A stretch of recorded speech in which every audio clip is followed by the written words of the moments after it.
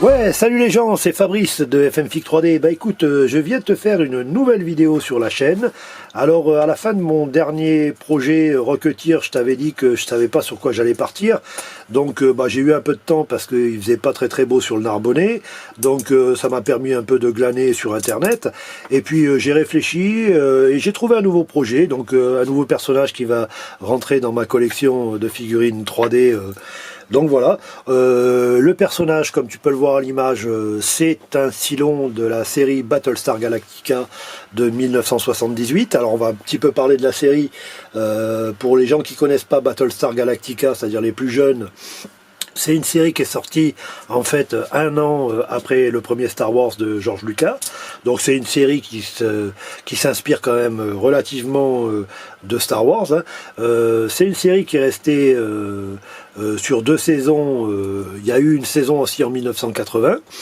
Après, il y a eu des séries plus récentes, mais qui correspondent pas vraiment au projet de départ, donc moi qui me faisait pas kiffer, hein, j'y trouvais pas mon compte. Donc là, on va parler de Battlestar Galactica et donc d'un personnage, enfin d'un robot de la série qui reste emblématique, c'est un Cylon. Donc j'ai trouvé un fichier sur Printable. Hein. Printable, c'est un site de fichiers STL, donc un peu comme Thingiverse. Hein. Il y a du bon en très petite quantité et du très mauvais en grosse quantité, hein, comme tous ces sites. Hein. Si vous voulez faire des jolis fichiers, c'est assez rare qu'on en trouve sur ce genre de site. Là, pour le coup, je suis assez content parce que c'est gratuit. Un Cylon, c'est quand même quelque chose qui est assez compliqué à trouver. Hein. Ça inspire pas forcément les nouveaux créateurs de fichiers STL. Hein. C'est une vieille série. Moi, ça correspond tout à fait à l'image que je veux donner à la chaîne, c'est-à-dire traiter l'impression 3D, mais surtout traiter de vieux films et de vieilles séries, hein, c'est-à-dire imprimer des personnages et des véhicules qui datent des années 50, 60, 70, 80, jusqu'au milieu des années 90. Donc voilà.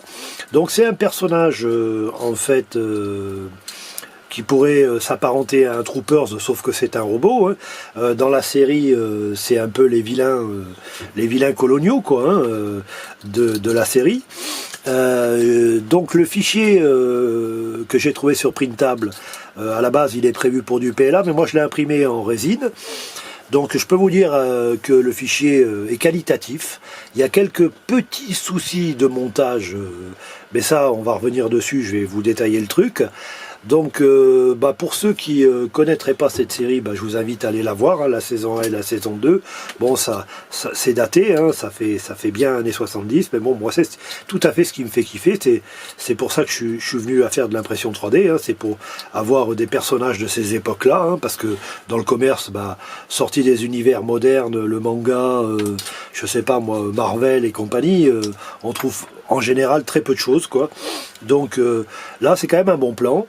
Le personnage à la base il est prévu pour faire 80 cm. Alors moi j'ai pas voulu faire un personnage de 80 cm parce que bon j'ai déjà pas la place et puis bon je vois pas vraiment l'intérêt d'avoir un Cylon de 80 cm. J'ai déjà des 6 PO qui font 1 mètre. J'ai déjà pas mal de places qui sont prises par du Star Wars qui est à plus de 50, 60, voire 1 mètre de haut. Donc là, pour le Cylon, 40 cm, je trouvais que c'était suffisant. Donc on va détailler un peu le montage de ce personnage. Hein. Il y a quelques galères. Hein. Enfin, c'est pas des galères, c'est toujours pareil hein, dans l'impression 3D. Souvent, les gars qui modélisent des personnages, on dirait qu'ils les montent pas leurs personnages, donc j'ai l'impression que ils se contentent de les monter sur leurs ordinateurs et jamais les impriment et jamais les collent, hein, donc et jamais les peignent. Pour la plupart, il y a souvent beaucoup de défauts. Donc on va parler des 2-3 surprises que vous pourriez rencontrer si vous vouliez monter ce fichier de ce Centurion de Battlestar Galactica 1978. Il manque à ce fichier 2 choses qui moi me paraissent essentielles, que j'ai trouvé sur Thingiverse. Alors j'ai été les chercher, c'est pareil, c'est des fichiers gratuits. Les Cylons de la première saison et de la deuxième saison, donc saison 78 et 80, à la ceinture, ils ont un glaive qui ressemble au glaive romain. Donc vous allez sur Thingiverse, vous tapez glaive Cylon Battlestar Galactica 1978 et vous allez trouver le glaive en question. Vous récupérez le STL et vous le mettez à l'échelle. Et pareil, ils ont un fusil blaster. Donc pareil, sur Thingiverse, fichier gratuit, vous tapez fusil blaster, Cylon, Battlestar Galactica 1978, vous récupérez le fichier et vous le mettez à l'échelle. Donc là, pour le coup, je vais vous expliquer grosso modo les 2-3 difficultés non insurmontables qu'il y a à monter ce fichier. Et voilà, on regarde ça ensemble, quoi. Bon allez, on va rentrer dans le vif du sujet là. On va parler donc de ce Cylon que j'ai imprimé donc à 50% de sa taille. Hein. Je vous rappelle qu'au départ il devait faire 80, moi il fera 40. Donc c'est un fichier qui est en 9 pièces. Donc 9 pièces sur printable. Et si on rajoute les armes et le glaive que j'ai récupéré sur Thingiverse, on est à 11 pièces. Il n'y a pas de socle de prévu. Alors ça on en parlera après. Moi j'ai prévu de faire un socle avec... j'ai récupéré un socle d'écran d'ordinateur que j'ai acheté dans un vide-grenier pour m'en servir comme écran d'ordinateur, mais le mec était très, comment on va dire, honnête et m'a entubé très profondément de 3 €. Donc j'ai jeté l'écran d'ordinateur et j'ai gardé le socle parce que je me suis dit tiens, finalement ce socle, si on le bricole un peu, ça va faire un truc sympa pour cette figurine. Mais vous pouvez imprimer un socle en PLA ou en résine, vous en trouvez plein les sites comme Thingiverse ou comme Printable ou comme d'autres, hein, Cult et compagnie. Voilà, alors on va parler du personnage comme je vous l'ai dit en début de vidéo. Je l'ai imprimé en résine alors qu'il est prévu pour du PLA. Alors je vous montre à l'image, hein, le fichier est lisse. Hein. Donc le fichier est quand même... on dirait, au niveau qualité, au niveau texture, ça s'approche d'un fichier payant, il n'y a aucun problème, hein, ce qu'on pourrait retrouver chez Gamebody par exemple. Hein. Alors là où je vous disais qu'il y avait quelques petits soucis, c'est au niveau de l'assemblage. Parce que le gars qui a modélisé le fichier, bien entendu, enfin si vous avez fait un peu déjà d'impression 3D, vous savez qu'en général, quand vous venez monter des pièces, il y a des guides. Et lui, le gars, il n'a pas fait de guide en fait, hein. Il a fait des faces plates. Alors je pense que c'est parce que c'était plus facile pour l'impression en PLA. Ça demandait probablement moins de support. Il n'a pas dû, à la base, il n'a pas dû prévoir ce fichier pour l'impression 3D. Enfin bon, c'est pas dramatique, hein. Vous venez tout simplement jointer les deux pièces, vous les collez à la cyano, moi je les colle à la cyano, et après vous venez faire un peu de masticage. Alors voilà, je vous détaille. Là par exemple, sur cette pièce là, il y avait donc une pièce là. Donc là, vous voyez, elle n'est pas mastiquée pour l'instant. Je l'ai uniquement collée à la cyano. Donc vous avez des jours. Et puis vous avez, le problème, c'est que vous avez des surépaisseurs. C'est-à-dire qu'il va falloir venir avec du papier ponce. Déjà, dans un premier temps, lisser les pièces pour qu'elles se joignent parfaitement et qu'il n'y ait pas de surépaisseur. Et après, avec du milliput. Donc un milliput, c'est un mastic... un mastic bicomposant, vous venez combler les trous, comme je l'ai fait là, vous voyez, vous venez combler les trous, vous tassez bien, hein, vous tassez bien dans les fentes, et une fois que c'est sec, vous venez poncer, vous voyez, vous venez poncer le milliput. C'est un produit qui se ponce assez facilement, hein. Seulement il faut le laisser sécher une nuit, quoi, de préférence, et après, vous voyez, ça va vous... Avec beaucoup de patience, hein, et différents types de papier, hein, du épais au départ et du fin par la suite, vous venez poncer toutes les pièces et les jointures que vous avez comblées au milliput pour que quand vous passiez le doigt, il n'y ait plus de différence entre les deux pièces. Donc il y a beaucoup de choses comme ça à faire sur ce personnage. En fait, c'est beaucoup du mastic et du ponçage. Du coup, après quand vous avez fini de passer du mini-put, si vous avez encore quelques défauts, n'hésitez pas à utiliser du mastic très fin de carrosserie, hein, que vous passez avec le bout de votre doigt. Hein. Là je ne l'ai pas fait, mais pour l'instant je suis encore à la phase montage.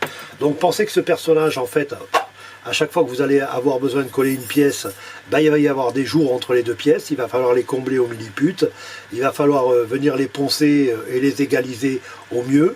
Le personnage en lui-même n'a pas forcément de défaut, mais comme il n'y a pas de guide, moi je vous conseille au montage, avant de coller, de prendre un feutre et de faire des marquages au feutre pour bien positionner la pièce, et comme ça quand vous venez la coller, vous avez le marquage au stylo qui vous évitera de faire des erreurs.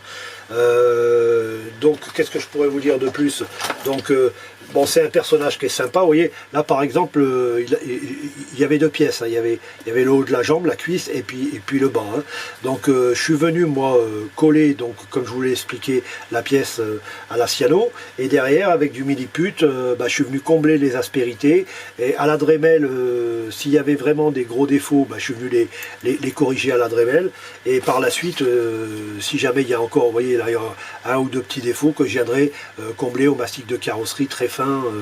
Donc là c'est du Presto, hein, c'est un mastic de finition, donc et après ça se ponce très bien aussi, quoi. Voilà.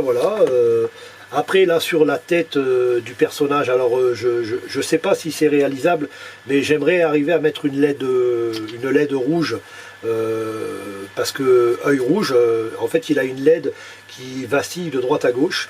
Alors je sais pas comment je vais réaliser ça, mais je pense que j'arriverai probablement à mettre une LED rouge dans ce casque. Là on parle juste de l'assemblage, hein, je ne vous parle pas de la peinture pour l'instant. Du coup pour le socle, comme je vous l'ai expliqué, j'ai récupéré ce socle sur une entubade de vide-grenier, mais bon après vous pouvez vous acheter un fichier qui vous plaît, ou il y en a même des gratuits sur Thingiverse ou plein d'autres sites comme ça, hein. Moi ce que je vais faire, c'est bien sûr je vais venir habiller tout ça, je ne vais pas poser mon personnage sur un socle d'écran d'ordinateur tout basique, hein. Moi ce qui m'intéresse c'est qu'il est lourd et que je vais pouvoir habiller tout ça, hein, c'est-à-dire créer un socle qui ira avec ce personnage. Voilà, donc après ce que je vais faire, j'ai pas grand chose d'autre à vous expliquer, hein. Vous voyez, j'ai assemblé et comblé au mini-put, hein. Je vous montre à la caméra, hein. Donc là c'est pareil, hein. Là il y avait le haut du bras et il y avait le bras, donc ces deux pièces ont été assemblées ensemble. J'avais mis un coup de marqueur pour bien assembler la pièce, et après je suis venu poncer et mastiquer, et à force de ponçage, on voit plus que ces deux pièces et on voit plus les raccords, quoi. Voilà, c'est un peu le but un peu les difficultés de monter ce genre de personnage. Mais comme je vous dis, hein, même s'il avait été payant, souvent moi je monte des fichiers payants et je m'arrache les cheveux, hein, parce que, à savoir que, voilà, je me répète, mais franchement, des fois, à part GameBody, qui sont des professionnels des fichiers STL, et encore, même sur des fichiers GameBody, on peut avoir des surprises, parce que moi il m'est arrivé d'imprimer du fichier STL GameBody et d'avoir aussi du mastic et des corrections à faire, hein. Donc ne vous inquiétez pas, hein. Bon, alors c'est sûr que c'est moi je collectionne ces figurines, j'ai envie qu'elles soient parfaites, donc mais après si vous êtes moins on va dire perfectionniste que moi, vous pouvez les coller et les peindre telles quelles. Bon, moi je le fais pas, hein. Moi mes figurines, quand elles sortent de production, elles sont à 95% identiques à une figurine qu'on trouverait dans le commerce, quoi. C'est-à-dire qu'il n'y a pas de défaut, il y en a très peu, quoi. Voilà.